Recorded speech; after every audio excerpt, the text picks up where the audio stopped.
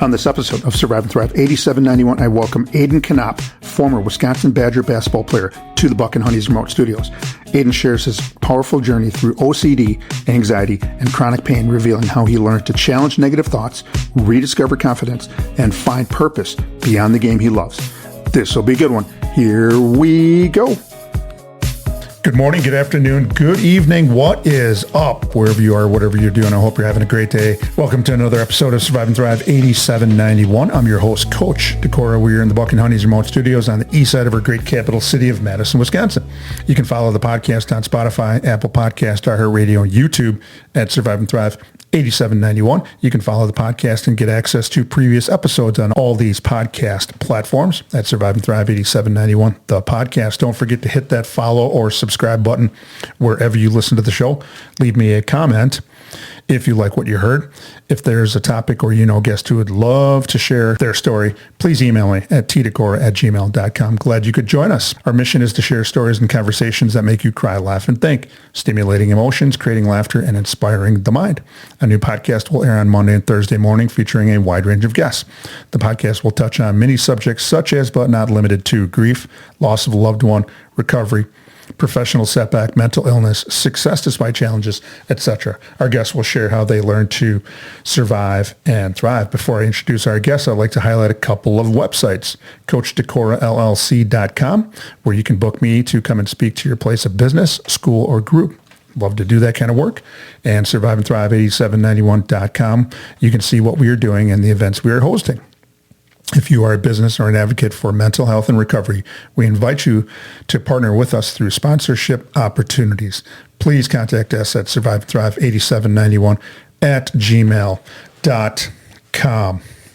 This is our guest and episode intro. And according to the internet, and the internet is always right, correct, Aidan? Always. For the third time, which we'll get to here in a little bit. Well, at least in my house, I don't need any of that stuff. I've got my wife, Sarah, and she is always right. So, good stuff. According to an AI artificial intelligence overview, while there is no exact annual diagnosis count, health organizations estimate that OCD affects about 1 in 100 to 1 in 200 children. Anxiety is more common, with roughly 9% of boys ages 3 through 17 having a diagnosed anxiety disorder. Today's guest was one of those afflicted with OCD and anxiety. Today, I welcome Aidan Konop to the Buck and Honey's remote studios.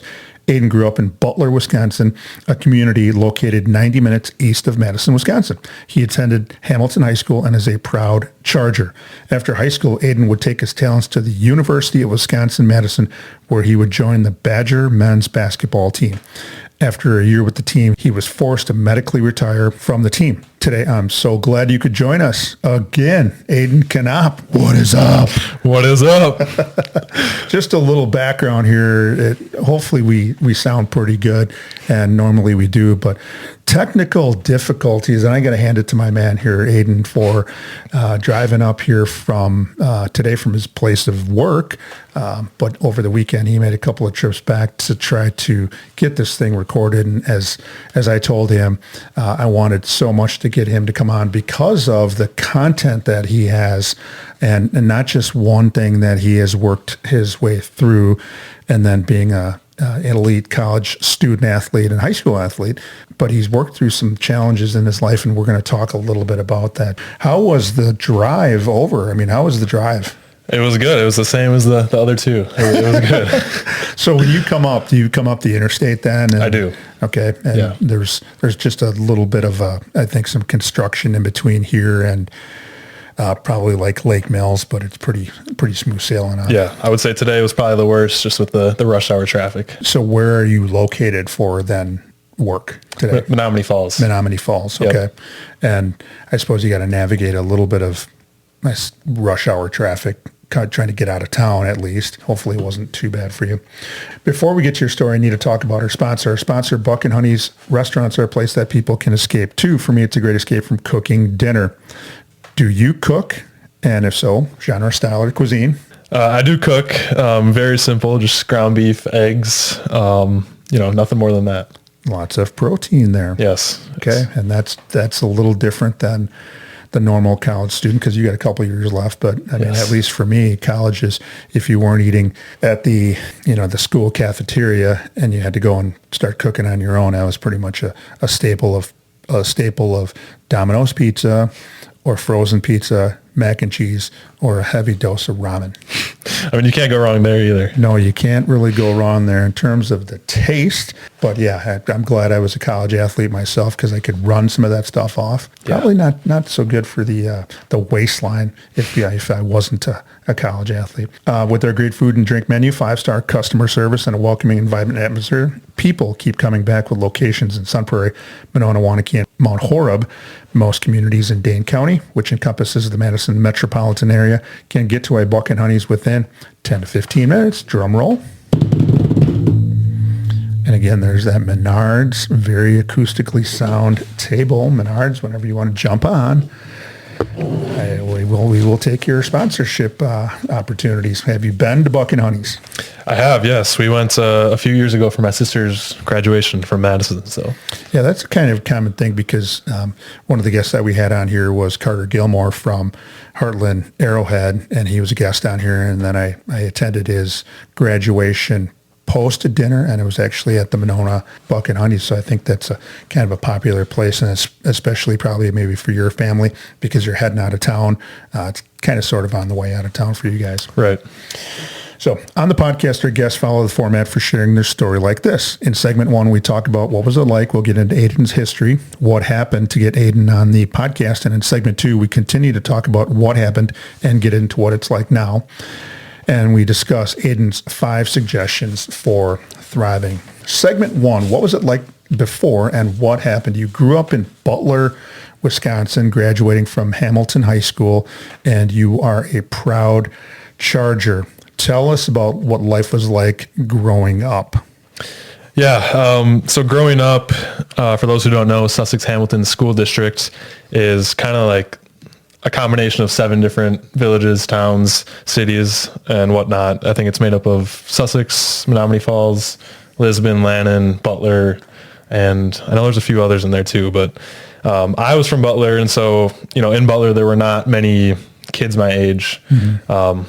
So with that, there was a lot of time spent with my older siblings, just with my family in general, or just alone, playing outside or whatnot. Finding stuff for yourself to do. Yes. And getting a little creative. Yes. And Butler, I think you mentioned, is about 20 minutes from Sussex. Yes. Because I had asked, if you could ride your bike into town if you wanted to hang out with some buddies, but yeah, it'd be a little bit of a jaunt for you. Yeah, right.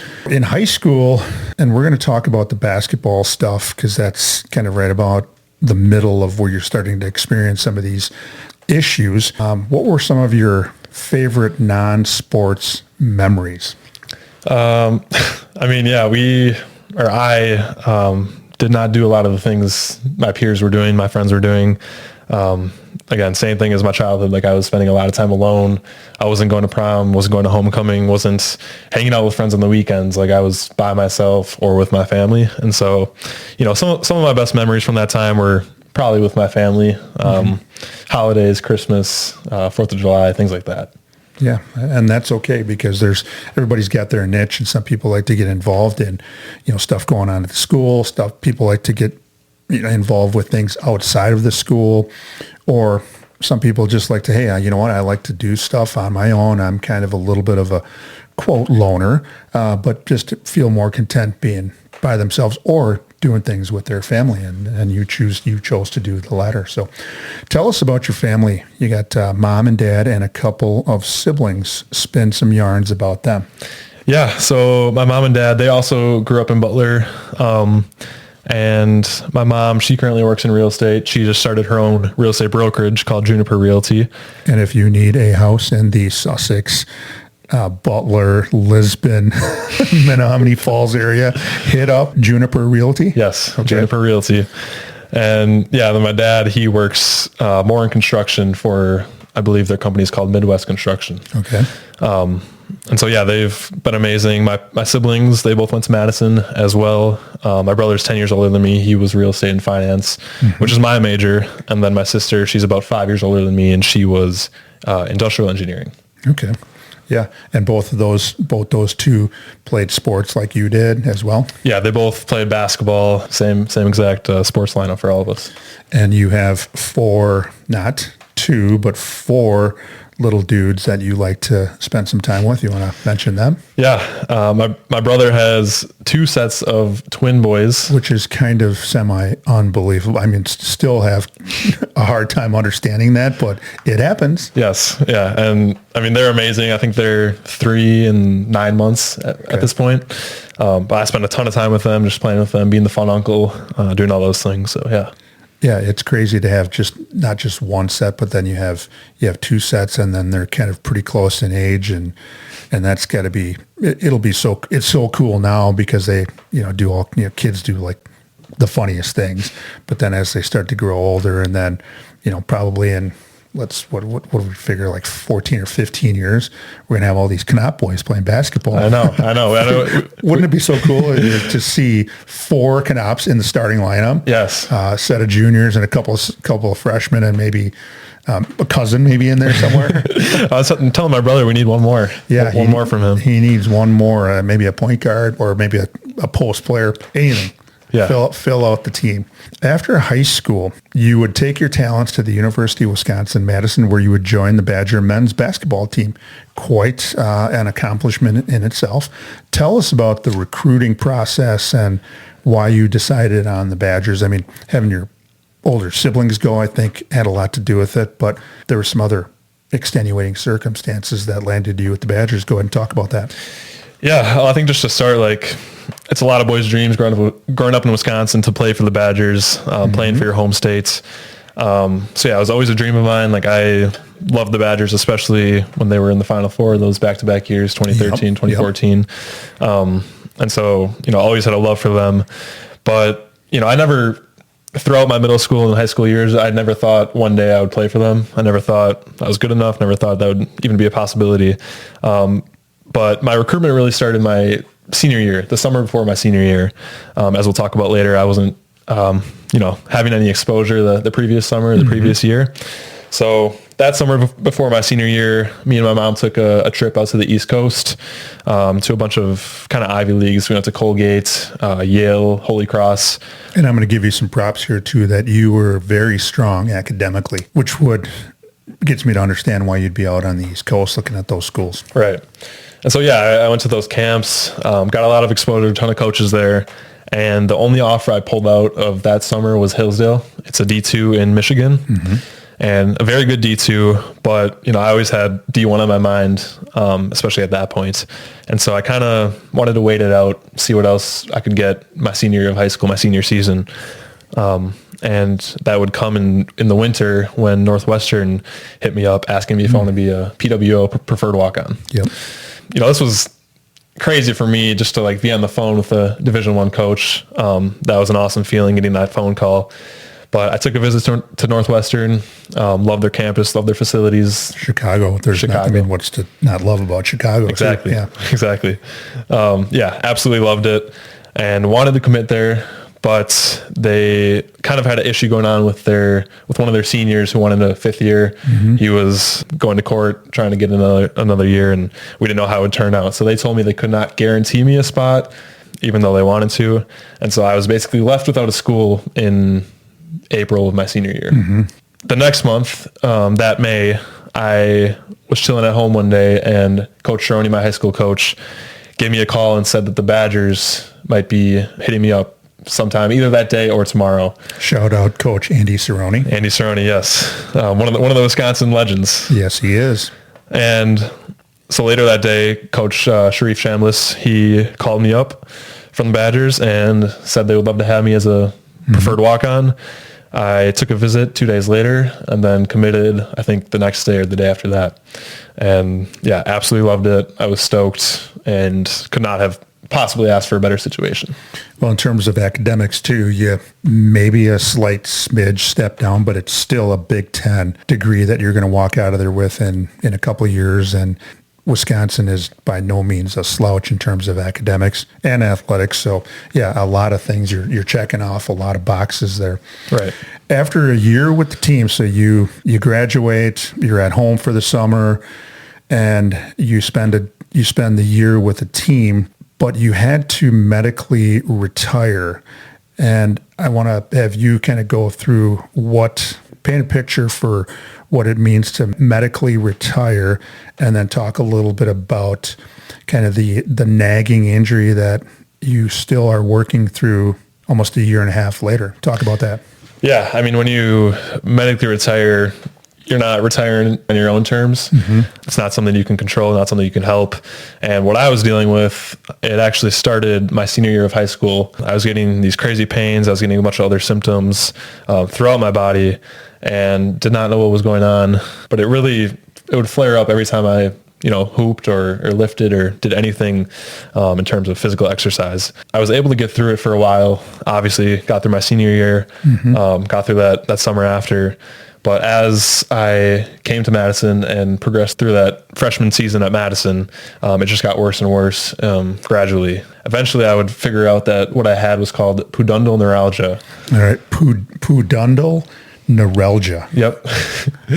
Say that 5 times as fast as you can. So basically what pudendal neuralgia is it's a compressed nerve, and this causes a whole bunch of problems in your body, muscle tension, spasm, all the above. And it's often underdiagnosed, which is why it took such a long time to figure out what it was. But I've been trying to work at it, trying to get back to being 100%. It's been a long road, but I think I'm almost there. So something, again, that brought you some highs and lows, the game of basketball. Now you're having to kind of cash your chips in and I'm done. What was that like when you had to kind of come to that conclusion and, so to speak, take that deep breath and say, okay, I think I need to be done? What was that like? I honestly did not handle it well at first. I was really going through an identity shift where, everyone knew me as a basketball player. That's kind of who I was, especially around campus. And then all of a sudden that's taken from me. It's kind of like, who am I at that point? It took me a while to kind of find myself. There were a few conversations with guys like Brady Ewing and Joel Stave, former Badgers, who recently helped me to get in a positive headspace and a good mindset. But yeah, it was really a thing that just took time. I needed time to adjust to the new lifestyle of no athletics, no working out, no exercise, all of that. And also just having more time on my hands as well, with no practice, no meetings, no community events, no games, like all of that stuff that was kind of just taken from me in an instant, essentially. So that was kind of like that's the bummer part. Yes. Those are some things that kind of kept you busy, and you had to schedule and you had to do all these things. That's a bummer. What has been the best part of not having all of those things? Because there's a flip side to it. And if we want to reframe some things, it's a bummer. Or, you know what, it is a bummer, but you know what, I'm going to look at it a little bit different. So what has been the best part of not having that? I have more time to focus on academics, focus on, real estate and finance and those subjects that I love. But also, it's opening up some time for me to do this, to, get into the mental health game and kind of start helping people in that sense. But yeah, the thing that's really been getting me through this is kind of the idea that, I've had the anxiety and the OCD, as we'll talk about, but this is just another experience, another thing that I can use to help others in the future. Which I think and we've talked about this too, is I think you have a very bright future. We don't know where it's going to lead you, but you've definitely got some things where you've gone through some things that you have a great message, and you've got a great story that I think you're going to help a lot of people. Thank you. We're going to go backwards now in time here to 6th grade, 11, 12, 13 years old, a time when most kids are going through their physical, mental, emotional changes, etc. And you're going through those as well. And then something else started creeping in there, and you shared with your parents what you were feeling, what you were thinking. Share with the rest of the world and me what you shared with your parents. I'll start by saying, like, that conversation, that first time that you tell others what's going on, what's happening, what you're feeling, is the most important one you're going to have, or maybe in your life. It's a conversation that has to happen. And I know for me, like, before I told my parents everything, I was so scared and so nervous about what they would think, about disappointing them, about just not being what they thought I was. And I did it anyway because I was feeling so much anxiety, so much pressure. I felt like I had to. And the thing is, when I did tell him all these things, I felt a tremendous weight lift off my shoulders, and I didn't understand how supportive they would be throughout that process. And so essentially what I told them, I can start more so with the anxiety. But as for the anxiety, I was diagnosed with generalized anxiety, and I think I have a strong social component of that. And essentially, if I'm in a grocery store, on the basketball court, in the classroom, walking in my neighborhood, wherever I can be seen by other people or wherever other people are present, my anxiety can be present. And so what happens is I'll start, worrying to the extreme about, okay, where should I look when I talk to this person? Where should I put my hands? How should I walk? What am I going to say?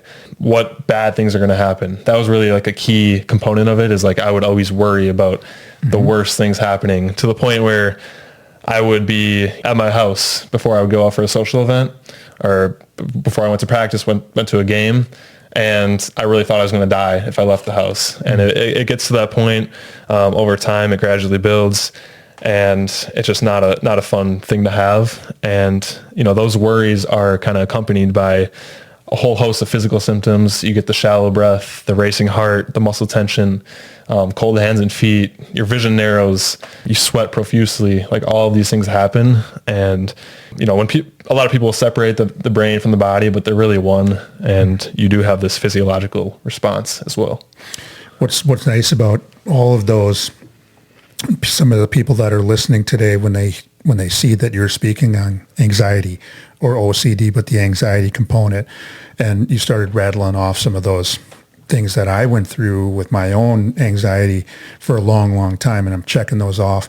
It's going to be sooner than later here with some coping strategies that you've applied to your own situation that have helped you, and we're going to talk about those. So during that time, what were you using to cope with some of these symptoms that you were having, maybe even prior to talking with your parents, or certainly after? Was there anything that made you feel a little bit better? Yeah. Do you want me to touch on the OCD too? Or do you want me Yeah, to? Sure. Okay. So as for the OCD, I'll try to kind of explain like the mechanism behind it. It essentially starts with the obsession, whatever that may be. That obsession can create anxiety, and you do a compulsion to kind of get rid of that anxiety.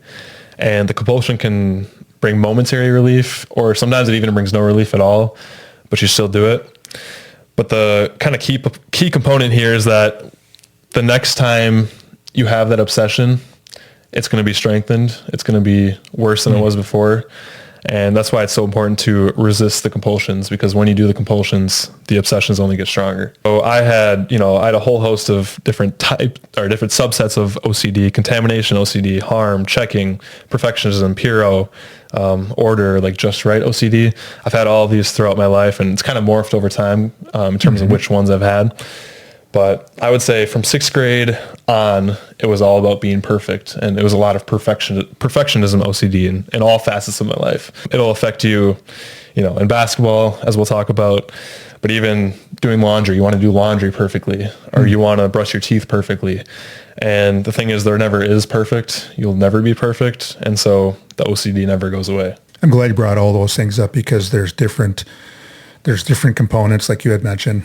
And then each person's OCD and anxiety can be similar, but there's different parts of it that one might be different for me than it is you, and you from somebody else. And it's important that if you're, thinking about talking, if any of the listeners are thinking about contacting their doctor, they have some of these issues, or they have a loved one, a child that's going through these things, it's important to be educated. And that's what we're doing today, is we're educating our listeners on your situation, and then finding out what each person needs to address, because it's different for you than it is for everyone else. Let's put it that way. Yes. One of the things that I think that you had mentioned, and certainly a big component to your life, is basketball. We all started playing basketball at some point because it's fun, it's a game, and then, or very much like you, I wanted to emulate my two older uncles. I had two uncles that were 6 and 7 years older, and they were both on the basketball team, and I wanted to be just like them and have my opportunity to play on the varsity and have everybody come and watch me just like I used to do for them. And you were the same way with your older brother and your older sister. But as you're going to talk about here, basketball became something that also not only brought you some joy, but also brought you some pain and heartache. Talk about some of that stuff in middle school. Yeah, I mean, growing up, I was looking up to my brother and sister. I was at all their games, all their tournaments, all their practices, training with them.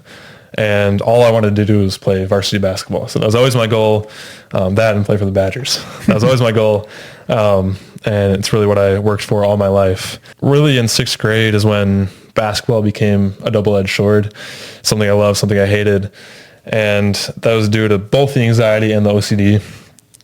On the anxiety side, it was like every time I was on the court, I thought all the eyes in the crowd, all of my coaches, all of my teammates were looking at me and watching me, making negative judgments about me and criticizing me. And if you can imagine, that puts severe pressure on your performance and how you play. And you're not just playing with muscle memory at that point. You're playing with your conscious brain. You're playing, it's very prohibited, I would say. And so it wasn't fun to play in front of people. Mm-hmm. On the flip side, you could imagine that I would have loved to spend time playing by myself in the backyard where nobody's present. But that's where the OCD would kind of creep in, and I became obsessed about my jump shot. Mm-hmm. And so I really had no outlet in basketball at that point. It was, by myself, OCD comes in. With other people there, the anxiety comes in. But yeah, as for my jump shot, like I would think about it all day at school. I would think about different changes I can make to it in terms of mechanics, in terms of rhythm, all of those things. I would watch videos throughout the day at school. And then I would get home from school and I would watch more videos, talking hours and hours. Mm-hmm. And then I would go outside, set up my camera, record myself shooting, analyze it, set it up again, record, analyze. And it was just this never-ending process to the point where I'm trying to go to sleep at night and I'm not satisfied with the way my shot felt that day. And, I go back in the basement, I look in the mirror, and I'm trying to work on my form.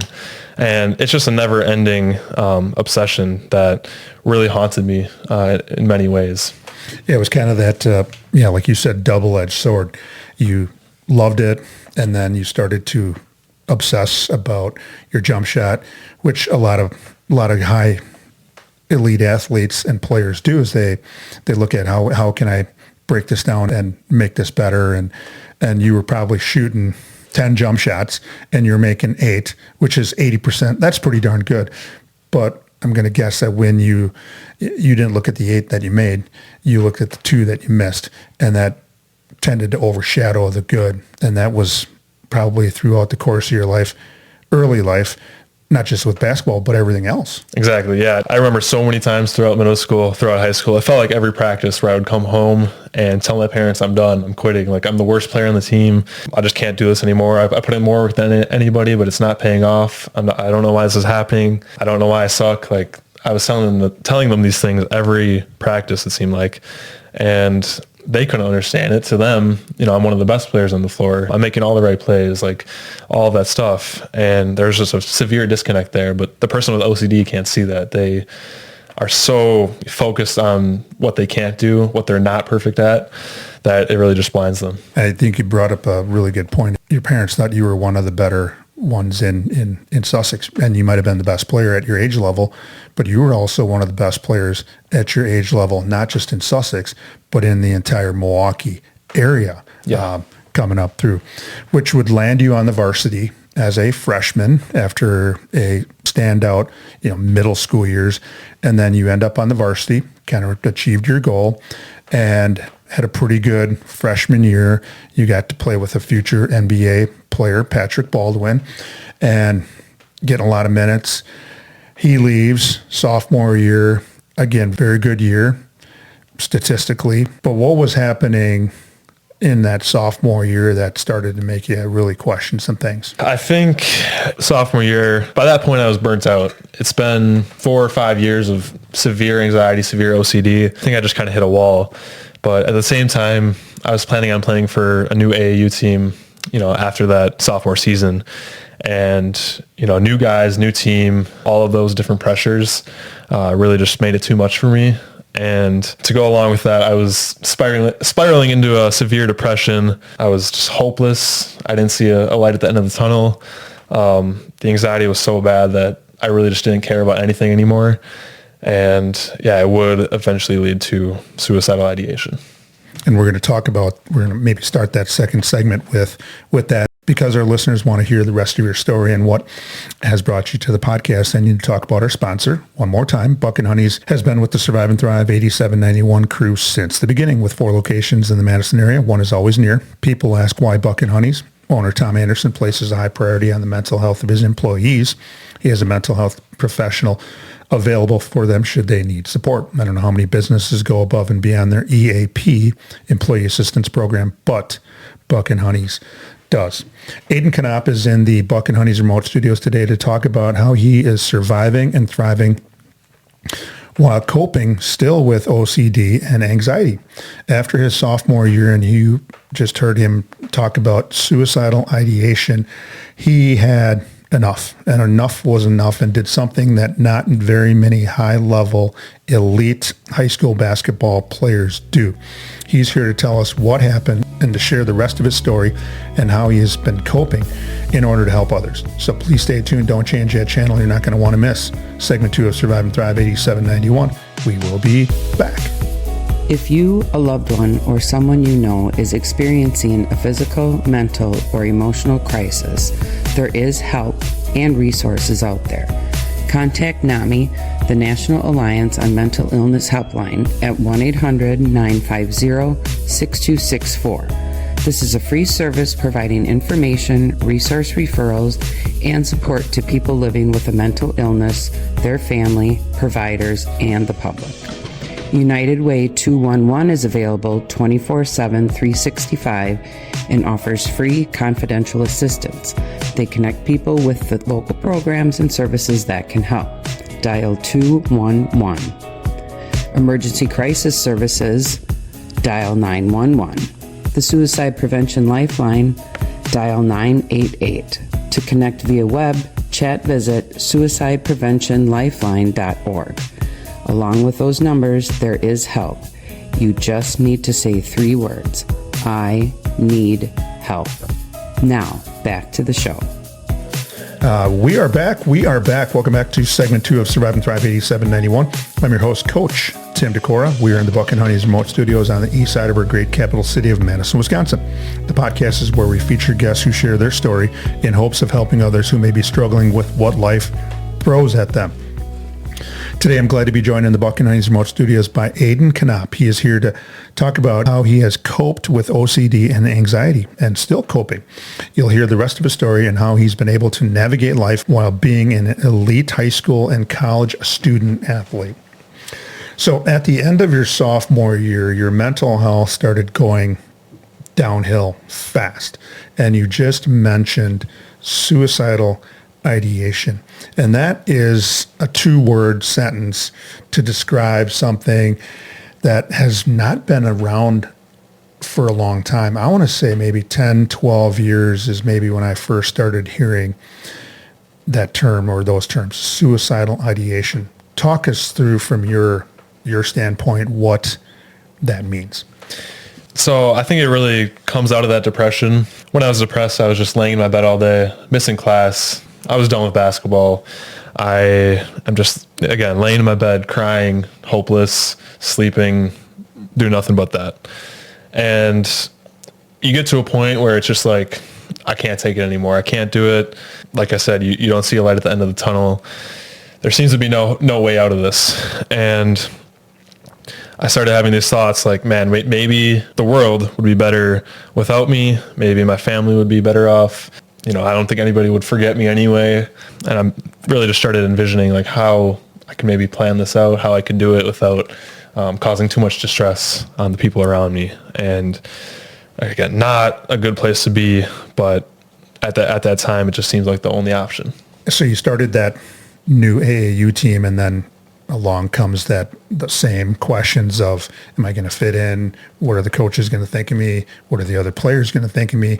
And then you decide to take the summer off and you're not going to play. Then that would lead into your junior year, and you did something that not a lot of kids do. And I want you to talk about that. Yes. So I had seen, going back to your early question in the podcast, I had seen a ton of therapists throughout my middle school years, and even my high school years. I had tried so many different things, little tweaks to my diet, different holistic medications, different kind of lifestyle adjustments. I was reading every different book on anxiety and watching every video I could on it. But nothing seemed to work. What eventually happened is my mom found this psychologist out of Muskego, Wisconsin, by the name of Dr. Maddock, Dr. Patrick Maddock, and he would end up... Shout out Dr. Patrick Maddock. Shout out Dr. Maddock. He would end up changing the entire trajectory of my life, and I mean that in all sincerity. I would not be hooping for the Badgers without him. I would not be sitting in the studio with you if it weren't for him. And yeah, he really just took me through the CBT boot camp, if you will. The CBT boot camp. Yes. Cognitive Behavioral Therapy, CBT. Okay. And yeah, so I started seeing him. I guess we instantly kind of clicked.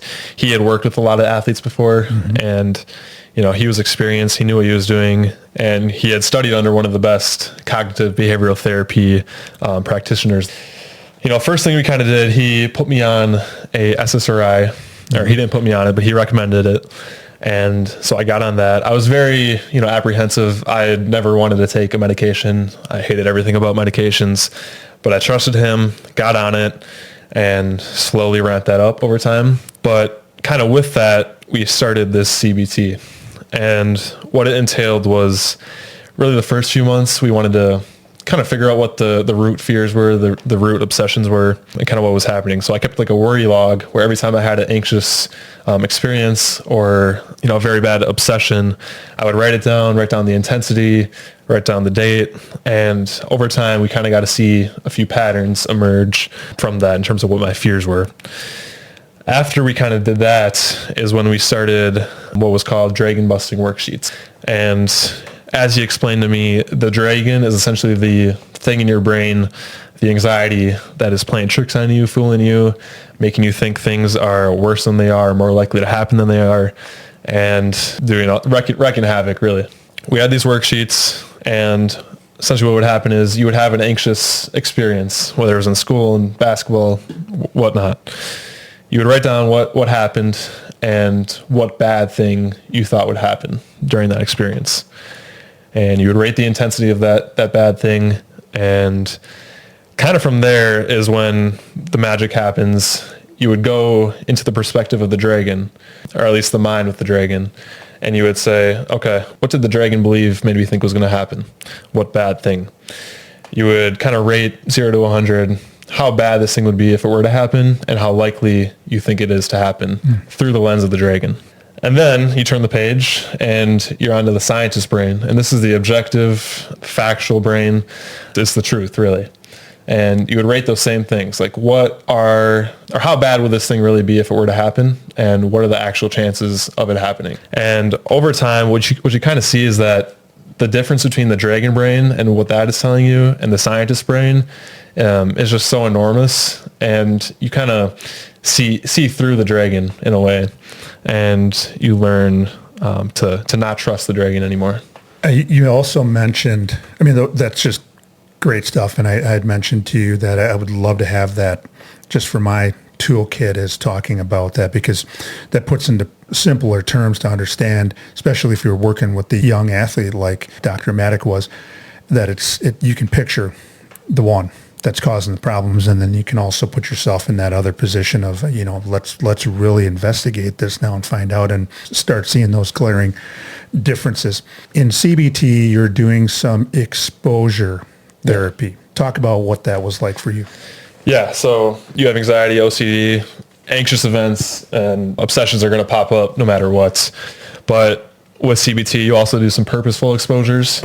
You start out small, gradually get more frightening, if you will. Starting out, it would be simple things like going to the grocery store with mismatched socks or returning something at a restaurant, things like that. And then over time, it kind of grows and grows and grows, and you start doing harder and harder things. And you learn that these things are really not that bad. They're really not, what your dragging brain is telling you. And with that worksheet, you learn not to trust your dragging brain anymore. I know when you talked about that before, I could only think of the example that I had was I had a tough time riding in elevators. And once I started to apply some things to my own anxiety, I finally took that big leap of faith and got on an elevator. I would take the stairs no matter where I would go. I'd get a hotel room and it had to be on the first floor because I did not want to ride in an elevator. And I started handling the anxiety a lot better. And then I made that big jump of getting into an elevator and going up and breathing through it and doing some coping strategies. And now I have no problem. I mean, I can go up 100 stories and have no problem, but I couldn't have did that probably 10, 15 years ago.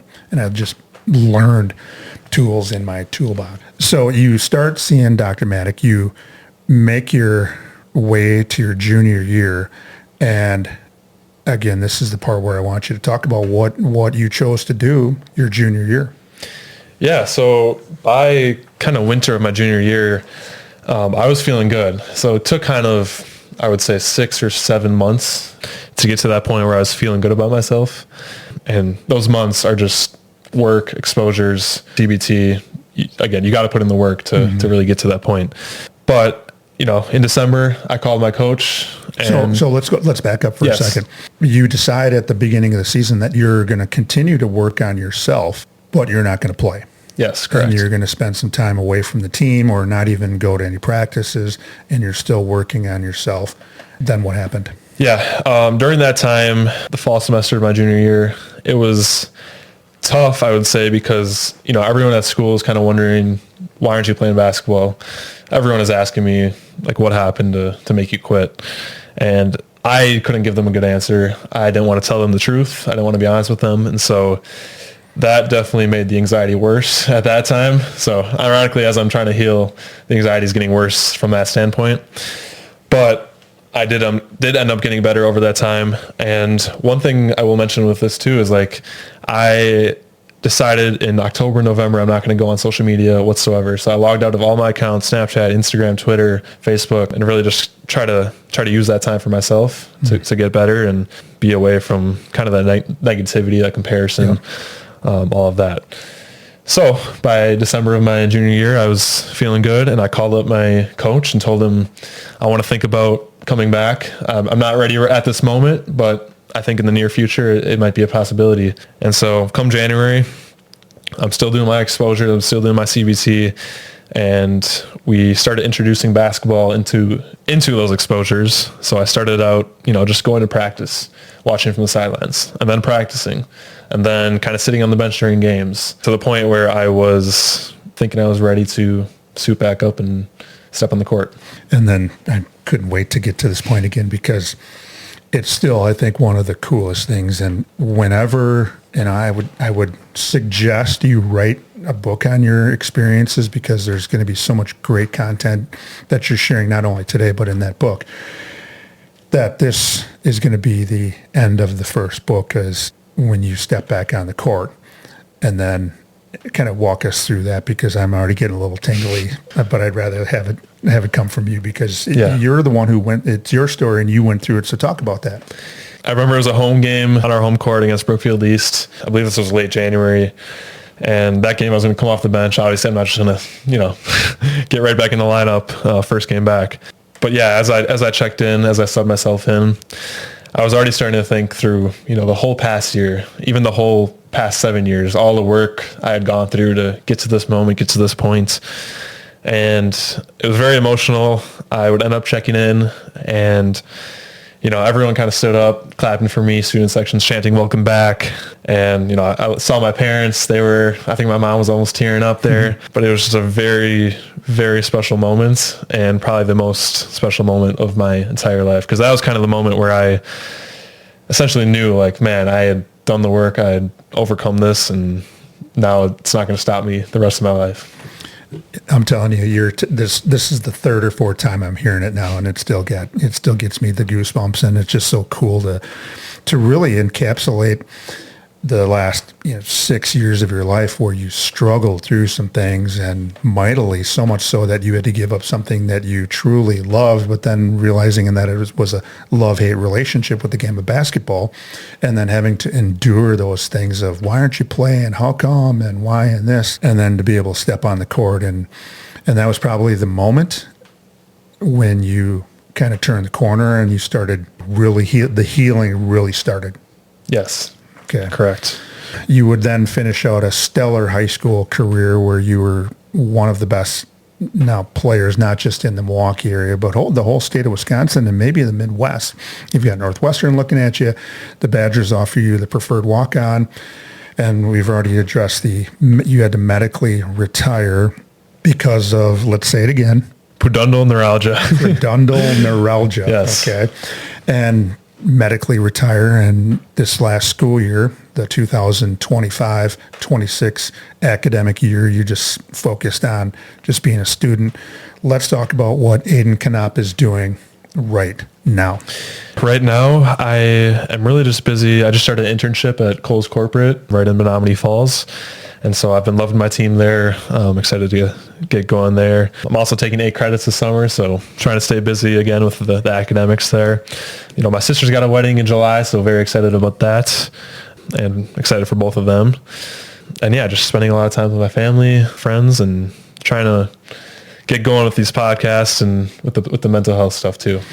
And I also, we mentioned this too, that you are interested in not only just appearing on other podcasts, but you're also interested in potentially being a keynote speaker and sharing your story with student athletes, with kids in a hospital, or anywhere where you can help people who are going through OCD, anxiety, or both, or being an elite athlete who has to, because of injury or whatever, stop doing what they love to do. How can people get in touch with you? You can get in touch with me through my Instagram, Aidan_Konop, or my email, aidankonop1@gmail.com. Yeah, like you were saying, like the thing that got me through a lot of my struggle, whether it be the pudendal neuralgia, the anxiety, the OCD, is always the idea that I can use these experiences to help others. And so that was always the thing that gave me hope, even when it seemed like there was nothing to, be hopeful for. And I would love to help out anyone I can, do whatever I can to help out individuals, groups, teams, all the above. So yeah. Sky is the limit, and I really look forward to seeing where you are in 5 years with this, and whether it's a book or it's keynote speaking or presenting, or you know what, I'm just going to wait and I'm going to focus on my life and job. I think the future is very bright for you no matter what. So thank you. Yeah, good luck to you. This is where the subscribers, followers, and listeners take out the notebooks, pens, and pencils and jot some things down. Here are Aidan Konop's 5 suggestions that have allowed him to survive and thrive with an OCD and anxiety diagnosis, as well as dealing with the pressures of being an elite basketball student athlete. Here's what you shared, and I'm going to toss these in underhand softball style, and you can still hit a softball? I think so. You think so? Okay. Well, like I say, maybe I'll feed it and try to hit the bat. Okay, here's what you shared, and these are Aidan Konop's 5 suggestions to survive and thrive. Number 1, CBT, Cognitive Behavioral Therapy. Go ahead and hit that. 60 seconds or less. We talked about it before, but CBT, I really think is the only way. You have to do the work if you want to overcome your anxiety. There's no quick fixes. I know I got stuck in the rabbit hole of trying to find the quick fixes, reading these different books that are promoted and watching these different videos, but I don't think there are any quick fixes. If someone promises you that there is a quick fix, don't believe them. Good point. Number 2, exercise. Go ahead and hit that. Yeah, this one's really for anyone, but exercise has been shown to be as effective or more effective than SSRIs in terms of depressive symptoms. And I think it can just do wonders for anyone struggling with OCD and anxiety in terms of clearing your head and making you feel good, giving you those feel-good endorphins. Mm-hmm. Movement is medicine. Yes. Number 3, mindset. Go ahead and hit that. Yeah, this was an interesting one. I thought it was pointless at first when Maddock first kind of started talking about these things. But kind of the first mindset we adopted was the idea that anxiety is like a friend. It's not an enemy, but it's a friend that you no longer need anymore. And so the more you oppose it, the more it's going to affect your life. You want to treat it like a friend, but a friend you no longer need. The second one was kind of the idea that every time you're talking about what you're going through, use the term or use the phrase I think instead of I feel, because it's just easier to work with thoughts than it is with your emotions. And thoughts are what create your emotions. And I would say the last one was, I think this one's my favorite. Yeah, this is a good one. If you're going into a situation, a social situation, or something you're nervous about, you tell yourself I'm excited instead of I'm nervous. And what Dr. Maddock told me was that these two feelings run on the same neural pathways, but the way you frame it shapes the way your body responds. If you tell yourself you're excited, you'll be excited. If you tell yourself you're nervous, you'll be nervous, and your body will show it. That's such a good, just the way you talk about it and present it. It's pretty simple, and it can do so much for a person who suffers from anxiety. Is just that reframing of just really one word, nervous to excited. Yes. Good stuff. Number 4, breath work. Go ahead and hit that. Yeah, breath work was something I had started back in 6th grade. I remember getting like the Calm meditation app and kind of doing some things with that. And while I think it helped momentarily during those times, I never found meditation to be very effective. And I actually learned later on that meditation can be bad for people with OCD in terms of, the more you meditate, the better your focus is, and the more you can focus on your obsessions in a weird way. And so I just do breath work now, no meditation, just breath work, and really just diaphragmatic breathing. I do some Wim Hof breathing, things like that. And I think it's very effective at helping you with your anxious symptoms. Mm-hmm. You snuck in there Wim Hof. Yes. Yes, Wim Hof. Look him up. He's got some good breathing techniques. Yes. Much a little bit different than some, but good stuff. Yeah. And number 5, affirmations. Go ahead and hit that. Yeah, affirmations I think are something that's great for your subconscious. I would do these and I still do these every morning, where I have just a bunch of note cards, flip through them, and essentially what they say is, I see beauty in imperfection, going after my OCD. I welcome uncertainty. I enjoy social situations, things like this, where you're kind of retraining your subconscious in terms of what you want to be. Yeah, those of you that are listening today, Aidan gave you his email address. Reach out to him on Instagram, and I think he is the person that you want to get in touch with just to pick his brain and just share some of these things that have gotten him going up the hill and then now maybe even cresting and going down the other side. I think you'll still have to deal with this the rest of your life, you think? Yeah, I'm going to be a lifer. It's something that doesn't go away for good, but like we were talking about off air, like you got to build your toolbox, and the more tools you have, the better off you'll be. And in terms of managing your anxiety or other mental health disorder. Yeah. Well, very well put. What an episode. I'm so glad you could join the Survive and Thrive 8791 crew today. Your approach to life and how you managed to navigate life after coping with some tough stuff, in that tough time anyway. That 6th grade is lots of changes, and then you're dealing with that, plus also a mental health diagnosis that you would eventually get. Is inspiring how far you've come. And again, I knew of your story and then looked into it and followed it when I saw the connection of older brother, my son playing basketball, and then I knew your parents from that time. And it's a feel-good story now. When I first heard about it, I just genuinely felt, gosh, that's such a tough thing to, and then now to hear it from you that you had to give up basketball for a certain amount of time, but you did it for the right reason, to work on you. Yes. By sharing your story today, I guarantee you will help someone to cope just like you have. Our call to action, Aidan Konop just shared his story and how he has lived a very, very good life despite what was thrown at him and his family at an early age. He has remained upbeat and positive, and just from getting to know him now, it seems like he's just that kind of guy, upbeat and positive and looking forward to his future. He wanted to share his story and how he has gotten to where he is today. Here are Aidan Konop's 5 suggestions to survive and thrive.